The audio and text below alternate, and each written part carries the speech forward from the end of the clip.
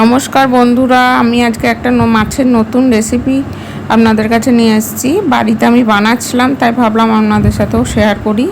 খুব হাতে যাদের খুব কম সময় থাকে তারা এইভাবে বাড়িতে বানিয়ে একবার দেখতে পারেন। খুব তাড়াতাড়ি হয় এবং খুব সুস্বাদু খেতে হয়।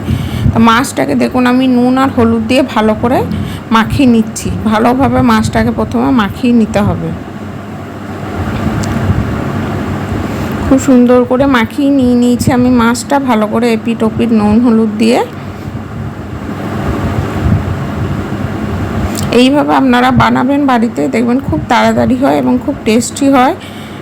আর বেশি তেল মশলাও লাগে না বানাতে। এরপর মাছগুলোকে মাখানোর পর আমি এক এক করে তেলে ছেড়ে দেবো। ভালো করে তেলে ছেড়ে আমি মাছগুলোকে লাল লাল করে ভেজে নেব। আমি এখানে মাছের পেটি নিয়েছি, আপনারা যে কোনো মাছ নিতে পারেন। যে কোনো মাছ দিয়ে এই রান্নাটা খুব ভালো খেতে হয় রান্না করলে।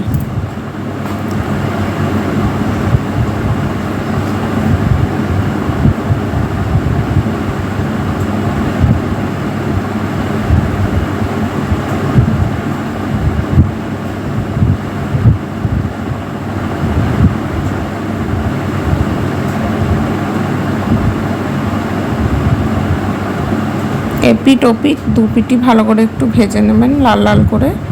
দেখুন আমি সেইভাবেই ভেজে নিয়েছি। আর একটু সাবধানে উল্টাতে হবে যেন ভেঙে না যায়। দেখুন এপিট ওপিট দু পিটি লাল লাল করে ভাজা করে নিয়েছি। এইভাবে আমি সব কটা মাছই এক এক করে ভেজে নিয়েছি।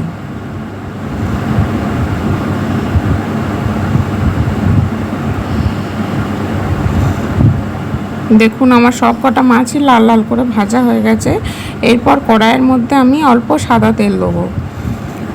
আমি সাদা তেল দিয়ে করেছি, আপনারা সাদা তেলের বদলে সর্ষের তেল দিয়েও বানাতে পারেন। তেল দিয়ে এরপর এর মধ্যে অল্প কালো জিরে দেবো ফোড়নে।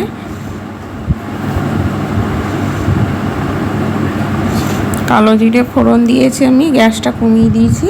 এরপর মশলাটা আমি অ্যাড করছি। এই মশলায় আপনার আদা রসুন জিরে পেস্ট এবং হলুদ গুঁড়ো আছে। এখানে আমি কোনো শুকনো লঙ্কার গুঁড়ো বা লঙ্কা পেস্ট ইউজ করিনি। এরপর আমি টমেটো এবং পেঁয়াজ পেস্ট করে রেখেছিলাম, সেটা এর মধ্যে দিয়ে দেবো। এই মশলাটা ভাজা হয়ে গেছে।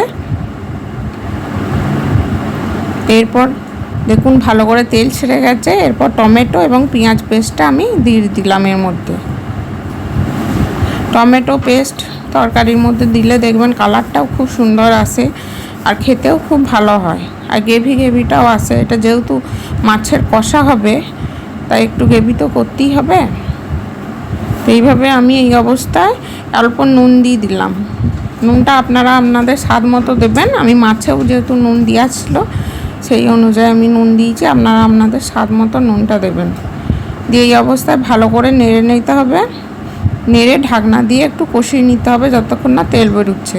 তেল ছেড়ে দিচ্ছে চারদিক থেকে, দেখুন ভালোভাবে কালারটা এসছে, তেলও ছেড়ে গেছে। এর পর্যায়ে আমি দুটো কাঁচা লঙ্কা ছেড়ে দিলাম। ঝালটা আমি বেশি দিচ্ছি না, আপনারা আপনাদের প্রয়োজন অনুযায়ী দেবেন।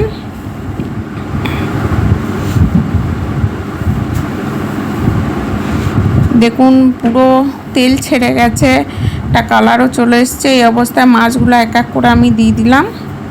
দিয়ে ভালো করে নেড়ে কষে নেব। এবং কষার সময় দেখবেন যাতে মাছ না ভাঙে, কারণ মাছ তো নরম, একটু ভেঙে যাওয়ার ভয় আছে। আস্তে করে নাড়বেন। এই অবস্থায় ভালো করে কষে নিতে হবে।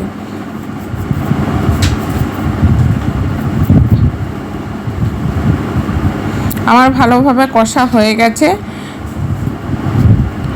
এরপরে কষার পরে এর মধ্যে আমি একটু 2 চামচের মতো ফ্রেশ ক্রিম অ্যাড করেছি। আপনাদের বাড়িতে ফ্রেশ ক্রিম থাকলে ফ্রেশ ক্রিম দিতে পারেন, কিংবা টক দই থাকলেও টক দইও দিতে পারেন।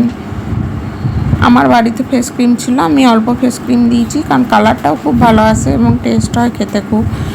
এই দিয়ে ভালোবাসে আমাদের বাড়ির লোকেরা, ছেলেরা পছন্দ করে এইভাবে খেতে। তো আমি দিলাম। এই অবস্থায় দিয়ে এবার ঢাকা দিয়ে কিছুক্ষণের জন্য রেখে নেব। কিছুক্ষণের জন্য রাখার পরে দেখুন মাছ একদম কষা কষা আমার হয়ে গেছে রান্না শেষের দিকে।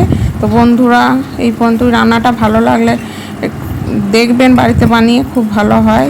চ্যানেলটা আমার লাইক করবেন, সাবস্ক্রাইব করবেন, ভালো লাগলে কমেন্ট করবেন এবং শেয়ার করবেন।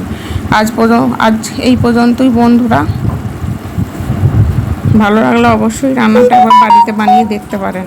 খেতে খুব টেস্টি হয় এবং খুব তাড়াতাড়ি রান্নাটা হয়ে যায়, এবং বাচ্চা থেকে বড়রা সকলেই এই রান্নাটা খেতে পছন্দ করবে।